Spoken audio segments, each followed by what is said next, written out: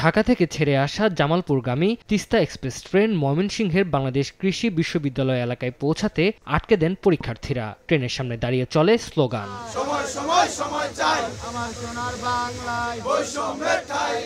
৪৭তম BCS এর লিখিত পরীক্ষা পেছানোর দাবিতে রোববার 11:30টার দিকে দ্বিতীয় দিনের মতো রেলপথ অবরোধ করে পরীক্ষার্থীরা। যাত্রী দুর্ভোগের কথা বিবেচনা করে দীর্ঘ ৩ ঘণ্টা পর তিস্তা ট্রেনটি ছেড়ে দেওয়া হয়। শিক্ষার্থীরা জানান, পরীক্ষার নতুন সময়সূচি না হওয়া পর্যন্ত আন্দোলন চালিয়ে যাবেন তারা।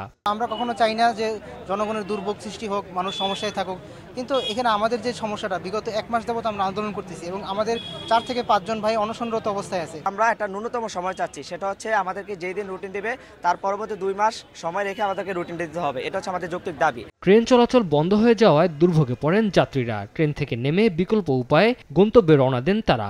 কোনো কিছু হইলেই ট্রেন আটকায় আমাদের ভোগান্তির মধ্যে, সাধারণ যাত্রীদের ভোগান্তির মধ্যে ফেলানো হয়। এটা শুধু এখন আমাদের হয়রানি ছাড়া আর কোনো কিছু না। এদিকে সমঝোতার চেষ্টা করলে বিশ্ববিদ্যালয় প্রশাসনের সঙ্গে আন্দোলনকারীদের বাকবিতণ্ডাও হয়।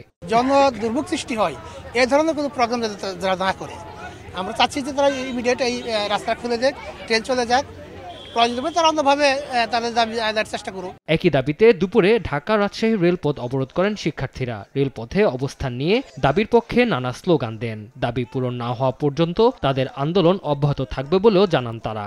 বিসিএস এর লিখিত পরীক্ষার যে 1200 মার্কের যে সিলেবাস, সেটা 40 দিনের মধ্যে সম্পূর্ণ করা সম্ভব না। একটা যৌক্তিক সময় চাই, আমরা 6 মাস চাই না, 1.5 বছরও চাই না। তাদের কাছে যেটা উপযুক্ত মনে হবে সেটা আমাদেরকে সেই সময়টা যেন তারা দেয়। রেলপথ অবরোধের কারণে রাজশাহী স্টেশনে আটকা পড়ে 3টি ট্রেন। শনিবার রাজশাহী বিশ্ববিদ্যালয়ের শিক্ষার্থীরা বিকাল 4টা থেকে রাত 10টা পর্যন্ত অবরোধ কর্মসূচি পালন করে।